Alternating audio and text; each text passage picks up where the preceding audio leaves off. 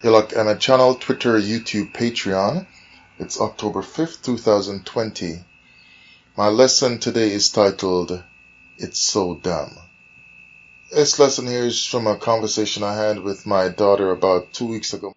We were talking about the Adam and Eve story in Genesis, the Garden of Eden. I was telling her about food and the kind of food that the Creator said to eat in Genesis. So let's read from Genesis chapter 2 and verse 9. So he had just put the man in the garden who he had formed. Alright, that's in verse 8. He planted the garden and placed the man in there. Then verse 9 says, And out of the ground made the Lord God to grow every tree that is pleasant to the sight, and good for food, the tree of life also in the midst of the garden, and the tree of knowledge of good and evil. So I'm teaching her the kind of food that the Most High says. Obviously, if he's saying it is good for food, I've covered this before in another lesson about the dietary flaws. But it's good for food, meaning it is fit for food, or it is the right food. It is a food that mankind should eat. And notice he's telling where it comes from. It does not say out of the womb of an animal God made your food to come out that is pleasant to the sight. No, out of the womb, that's just another little baby animal that other animal is giving birth to. Right? Like the cow is having babies and the goat is having babies and so on, and they eat that. No, he never said that is good for food. Your food is not coming out of the womb of animals. So when you're eating meat and all that, no. Even meat on high holy days to please the Lord and so on. God is not pleased with that. You are a sinner and a transgressor on the earth. But he says, where does the food come from? Not out of animals' wombs. It comes out of the ground. Hello. It comes out of the ground. Can you read that for yourself and think about it? Or would you rather listen to your teachers and think about what they say and follow what they say? It says, out of the ground made the Lord God to grow every tree that is pleasant to the sight, that is good for food. So we were talking about food and so on from the Garden of Eden.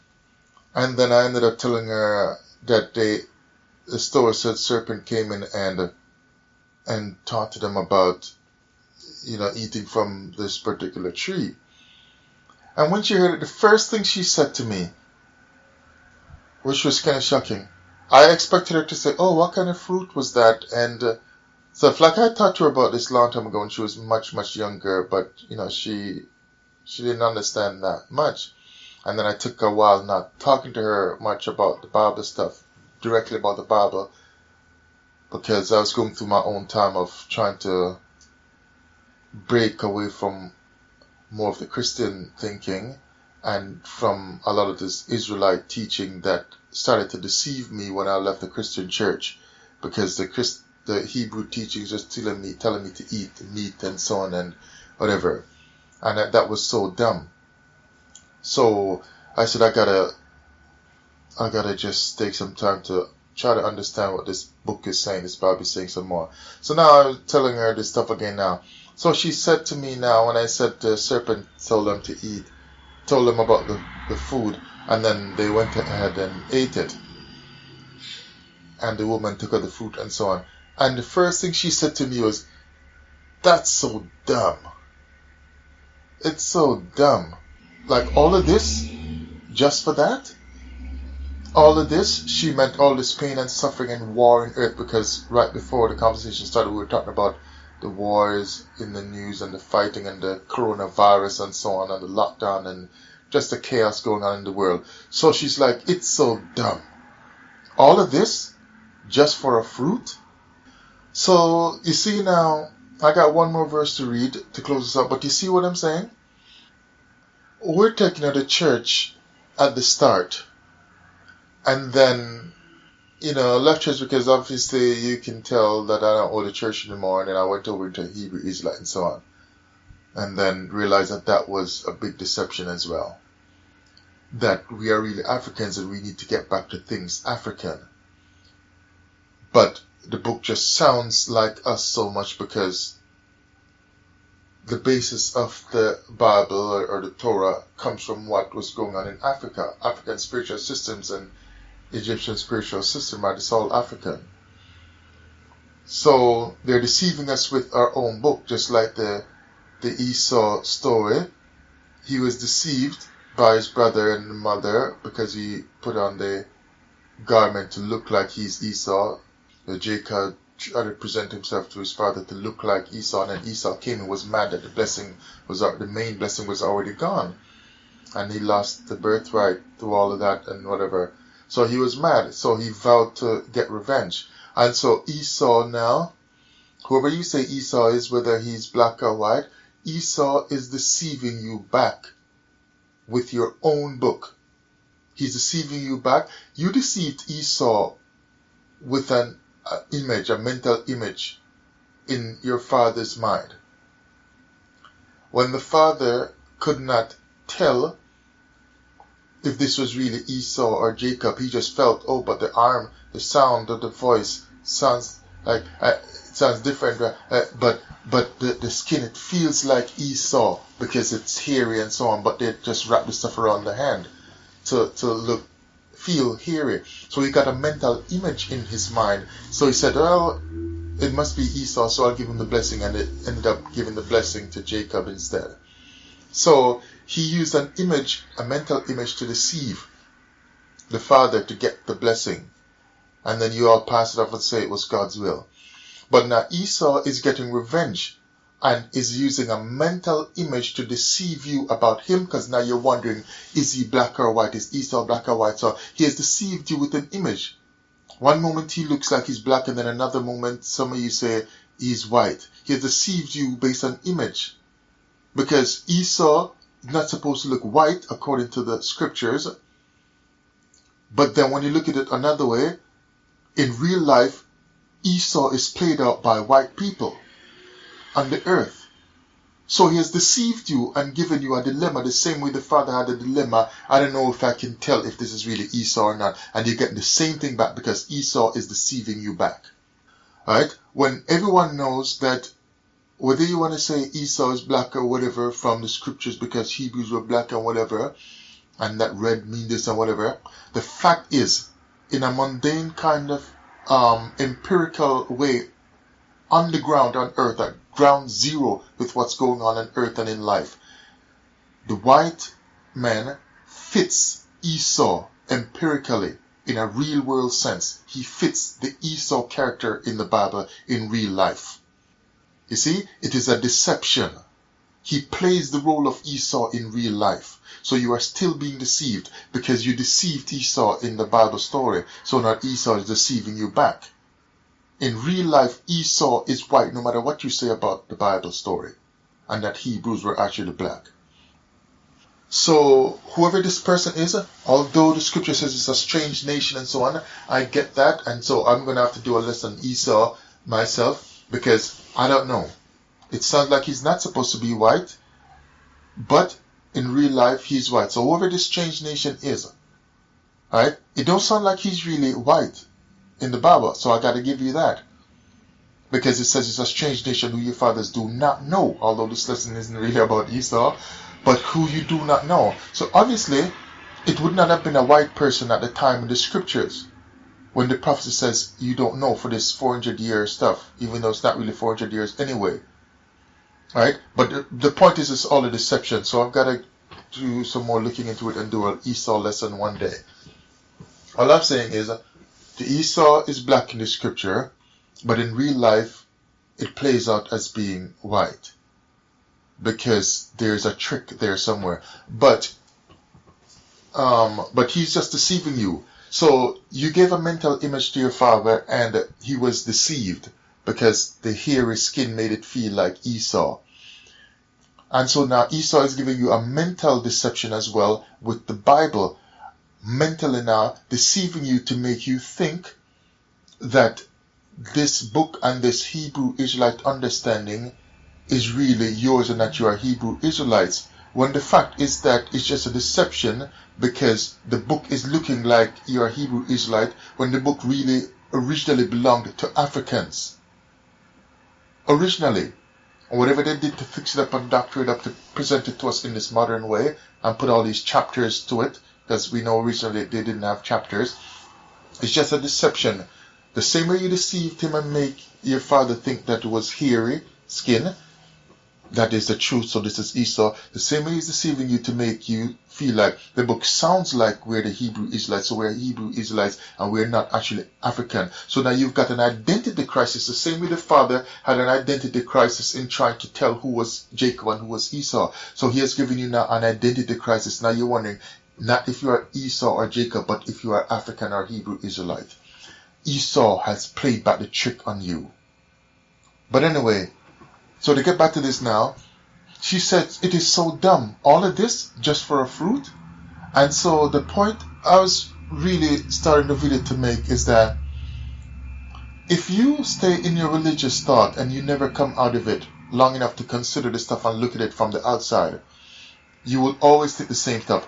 If I brought up my child in the Christian church, which I started at first but then stopped after, if I brought her up and I started teaching her Hebrew Israelite stuff and then I stopped, thankfully. If I brought her up in the Bible, regular Bible teachings all along, when I told her Adam and Eve and serpent and fruit, she would just, oh yeah, now I understand. Because she would believe it and go on to live a life of deception.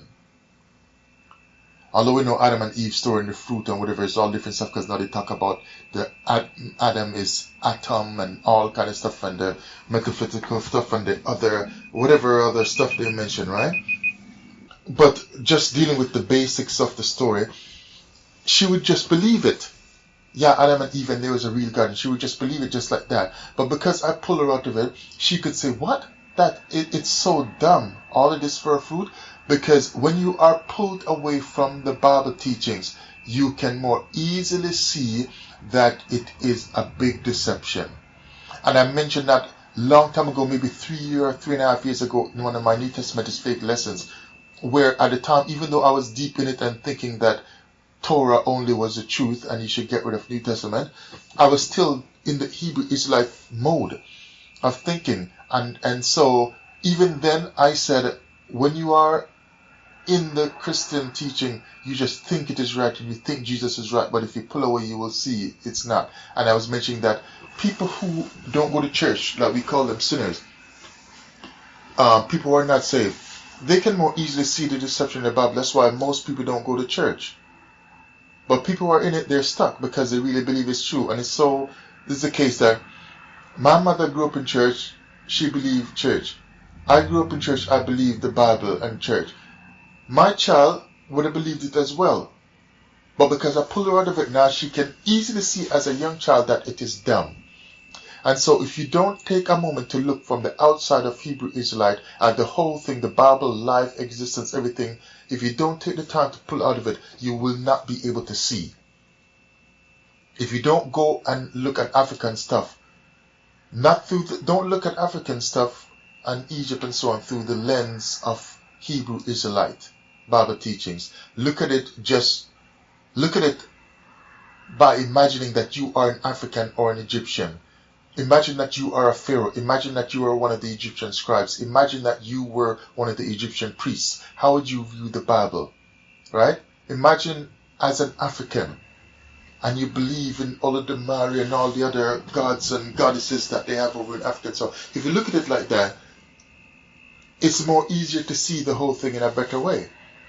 But as long as you are stuck in it, you cannot see and you think everybody's just crazy. And so you continue to support your churches and your camps while truth is gone away because someone has deceived you and now you can't tell the image of this book. Is it the image of Egypt, Egyptian writings on the walls and so on? Or is it really a Hebrew Israelite Bible or Torah? Jeremiah 6 verse 16. Thus saith the Lord, stand ye in the ways, and see, and ask for the old paths. Where is the good way, and walk therein? And ye shall find rest for your souls. What they said, we will not walk therein. So stand ye in the ways, because when you're in the ways of Christianity, you think Christianity is right. That's why when you stop people on the street and tell them, oh, they don't want to buy it so easily because they're used to Christian doctrine, because they are in the ways of Christianity. They are in the Christian doctrine and in the Christian church. So they only believe Christian things. Just like when you're in the way of another religion and you're in their temple or their building and in the teachings, you believe those teachings from that religion.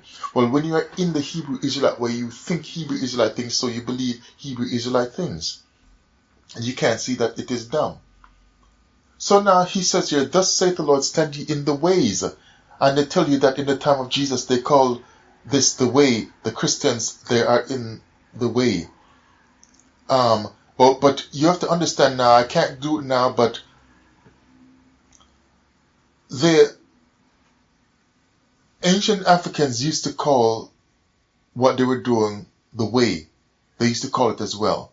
Like when they deal with the Essenes and so on, who were Africans. Originally they were Africans, and the Buddhists and so on, they called their stuff the way. Way back then, before there was any Christianity. So African stuff was called the way as well. So now when it says stand ye in the ways and see, you have to get in it. Imagine that stuff is what you are doing and see if it fits. See if there's another understanding that can come. As for the old past, well, the old past, he's trying to tell you here it will be the oldest past. Why? Because Jeremiah here is talking about you have gone astray, and then you got your whole so-called 400 years of captivity. So now that would mean that you've taken on new ways from the new people that have put you into captivity and taught you new doctrines and new religions and so on. But he's saying get back to the old past, which means your oldest path, the oldest path for the Israelite, which would have been the Torah Israelite stuff. But you have to understand, the oldest way for the black person would have been something African. So that's what you have to go back to. What you would be better to do if you are a person seeking for wisdom is to test all old paths on earth that you can find. There could be up to 100,000 religions on earth. Who knows? 80 to 100,000 some say. And it keeps growing.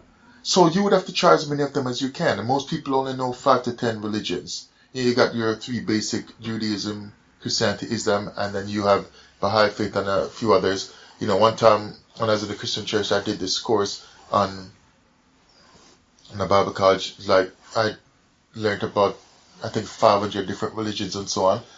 So I didn't even reach 1,000, but there's lots and lots and lots of religions on earth. So, and I got to consider a lot of different stuff, different ways. So now, if you're going back to the oldest paths, you've got to head back to African paths, an African way.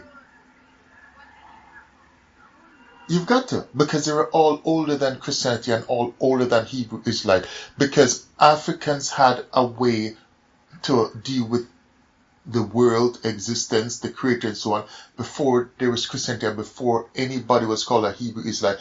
Africans had ways to deal with the creator and teachings, spiritual teachings in Egypt and in the rest of Africa, even before Abraham lived, Moses lived, and so on.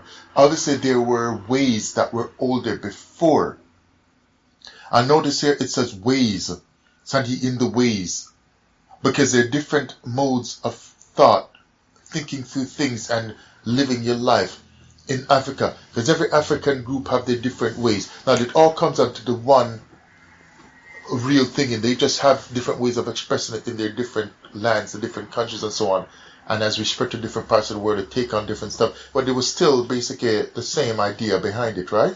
So it's to stand in the ways and ask and see for the old past. The oldest past is going to be something African, because Africans came everywhere, right? Even Dr. Clyde Winters, one of his books had mentioned that I just ordered a book from him this week. I didn't start reading it yet. Now I can't remember the name of it. I got so many books I've ordered recently, I can't keep up with the names yet because I haven't read them yet. But it's dealing with the Tamil and Harappan civilization and so on. But he was telling in one of his books how Africans came to America, all over North and South America, and we always talk about Africans in America, but he said they came even over to Canada. up to 100,000 years ago, they came up to North America. So you have to understand that these people are Africans from ancient times. They spread everywhere. And when these Europeans came here and found us in America, before they even put up the border between Canada and America to split up the land and so on, when they came here and tried to take over the land, we had spiritual systems here. We had it here already, and there was no... Christianity wasn't flourishing here at that time. So, because they came and they didn't do the slaughter initially, they came and they knew the place and they went back and then they came back and did the slaughter. So you have to understand, they knew of North America a long time before slavery. They were just simply destroyed. And then when they built up and regrouped, then they came back. So they already knew and were tracking the stories for many years. So, yeah. So, as for the old paths, where is the good way? Walk therein, and ye shall find rest for your souls. The fact is, Hebrew Israelites are not finding rest for their souls in Hebrew Israelite stuff. You're just hoping. You're not finding it. Christianity, you're not finding rest for your souls.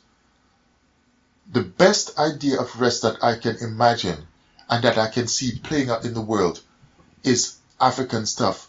And with the famine that's getting ready to come on the earth, it's clear Africa is going to be the Egypt story in Genesis, where there's a famine across the whole earth and Africa is feeding the world, because Africa is rising and no one is able to stop it. And remember this, they might fight and drop bombs in Africa, but they cannot destroy Africa, because Africa is what they want. But the Most High is doing it. The deliverance for earth is coming, and for blacks is coming from Africa, whether you like it or not from Israel, not from Christianity, not from Hebrew Israelite, because that is the old ways, stand ye in the ways. So that's it. She said it's so dumb, because by not being a part of it, she can see and tell. But if you're in it, you can't tell, because it indoctrinates you. Because whoever Esau is, he's playing a trick on you and deceiving you. Take a look at it again and test it and see. See if blacks are trying to go back to Israel, or if they're going back to Africa in general. They're trying to go back to Ghana, they're trying to go back to the Gambia, they're trying to go back to Nigeria, they're trying to go back to different parts of South Africa. And if you check, South Africa had a big history. I found a video recently on YouTube, don't know what it's called now, big history of gold mining and all kinds of big empire there. And you always hear of Egypt. There was big stuff going on in South Africa many thousands of years ago. And it got taken down, big industries and so on. We always hear about Egypt, go back to Tepe and Angkor Wat and so on. There was stuff going on all over the place. And all we hear about is just Egypt all the time. But yeah, it's so dumb. Check it out, give some thoughts, and look and see if you are really standing in the ways, or if you can find the ways that were older in things African. And once you find the truth of how old African life was and African spiritual teachings was before there was a Hebrew Israelite, and that the stuff that is taken in the Hebrew Israelite stuff was taken from the old ways of African spiritual teachings and from the Nile Valley teachings, Harappan civilization and so on of Africans, then you will understand. Then you will understand and say for yourself, all this Hebrew Israelite stuff, it's so dumb. All this Christian teachings, it's so dumb. Because then you will understand, then you will see clearer. Then you will see much clearer.